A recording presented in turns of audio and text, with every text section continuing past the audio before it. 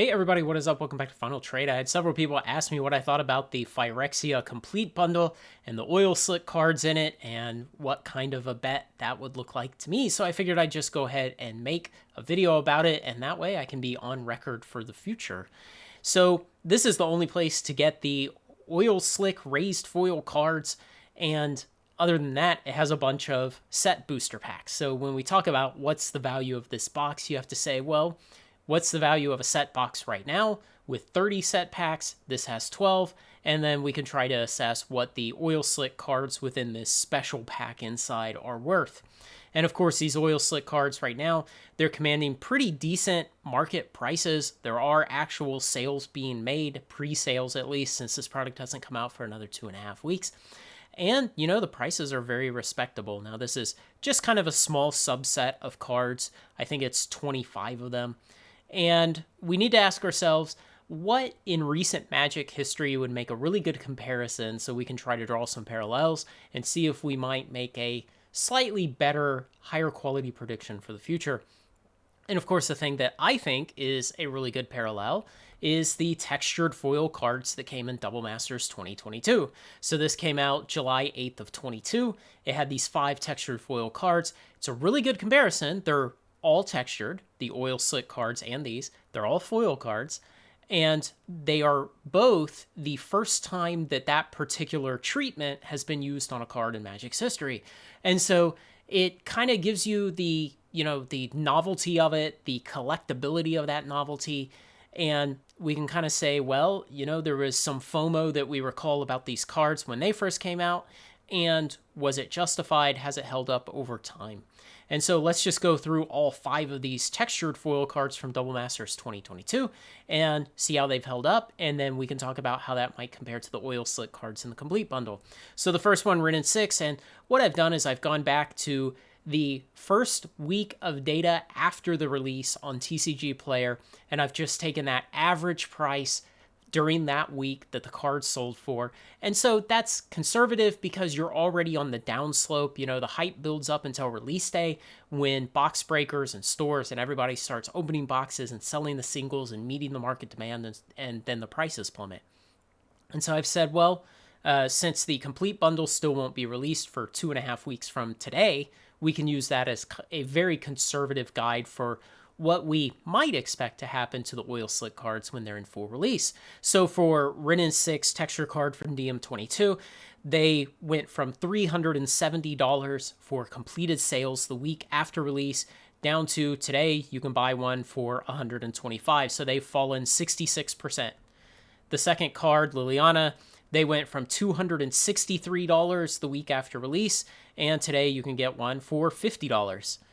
And next is Ulamog. He went from 226 down to 72, so he fell 68% over that time. And Emrakul went from 157 to 55. He fell 65% in price. And Kozilek, he went from 292 the week after release to today you can get him for $90. That's a drop of 69%. Nice. And so what you can see is that these prices did not hold up, despite the fact these were novel cards. They were the first textured cards in Magic's history. Maybe there was a secret layer with them beforehand, but not a randomized product and not a widely available product. So these were the first instance. They had that going for them. They will always be the first instance of texture cards in a randomized product for Magic. And they were good cards. The underlying cards were generally considered good. They were well chosen to be the first ones. And there were only 5. And even then, the prices in the 6-7 months since these came out have dropped all. I mean, the best performing one dropped 65%. The worst performing one dropped 81%. And so if we come back here and, we kind of start an analysis and we say, well, there's this price today of $140, and we might come up with what 12 set booster packs are worth based on what a set booster box sells for today. And then we have to make up the rest of that value in the rest of the cards in there, most of which will be oil slick cards. But we take these prices and then maybe we discount the same 65, 66, 68% from these prices to say what might the long-term value of these cards be. But of course, there's one really big problem here. And that is Double Masters 2022 textured foil cards only came in the collector boxes. And so collector boxes are printed once and that's it. And so we knew that the amount that would ever be introduced, while we didn't know what that amount would be, we knew it was fixed. We knew WotC could not go back and print more. And the problem with these complete bundles is there is no guarantee like that. If WotC sees that these are doing really well, that the market loves them, that it wants more, that distributors are coming back saying, hey, do you have any more of those hiding in your WotC warehouse in Austin? WotC can just go back to the printers and have more of them made. Yeah, it'll take a couple months to turn around and get them to market. But all that means is that, the FOMO will build just a little more during that time. And once distributors get them out to card stores, then they get onto the internet, they get into your LGS, the price will just be a little higher at retail and the demand will be a little stronger. And so I don't personally trust that WotC will not do that. If these were to, for some reason, take off and let's say the complete bundle price just spikes to $200 or something, but, I think WotC would go back to the printer almost immediately to sell more of these. And it does seem that the FOMO over these is already cooling off, even though it's 2.5 weeks until they get released. So that's good to see. But ultimately, there is no guarantee that there won't be flood after flood after flood of reprints of these cards. And that is not a problem you had with these DM22 textured foils. We knew these were collector box only. We knew that they would be one print run and that's it forever. And so that really helped to hold up the price better. But even with that guarantee of scarcity, the prices still dropped in the last 7 months by 65 to 81% on all these cards. And I suspect that's kind of what's going to happen here. I don't think that these prices can be supported. I don't think the macro economy can support it. I don't think the TCG market can support it. I don't think there's enough money sloshing around in the TCG investing world right now to support these kind of prices, even to support these prices you see on screen right now. I don't think there's enough money sloshing around to support them 6 months from now.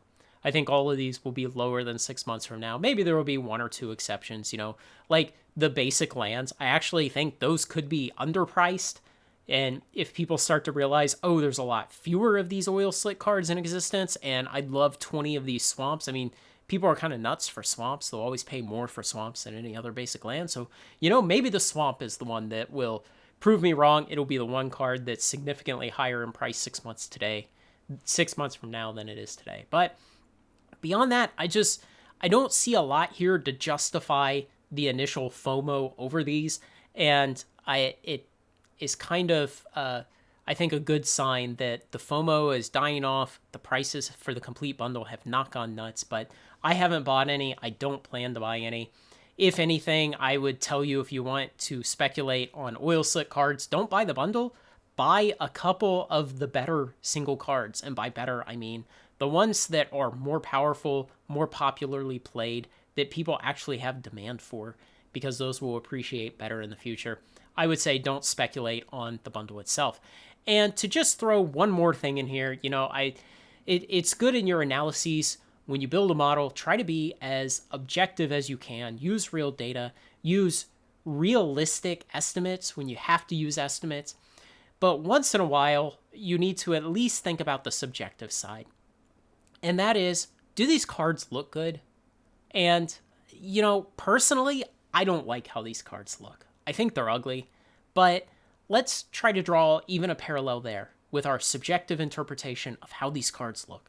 Is there anything we can draw a parallel to? And of course there is, and that's Innistrad Double Feature. Innistrad Double Feature had the black and white cards that just had a cheap Photoshop effect put over the original color cards to make them black and white. It was lazy as could be, but when this came out, all that people could talk about were how ugly these cards were. And now, yes, they do have a slightly different look.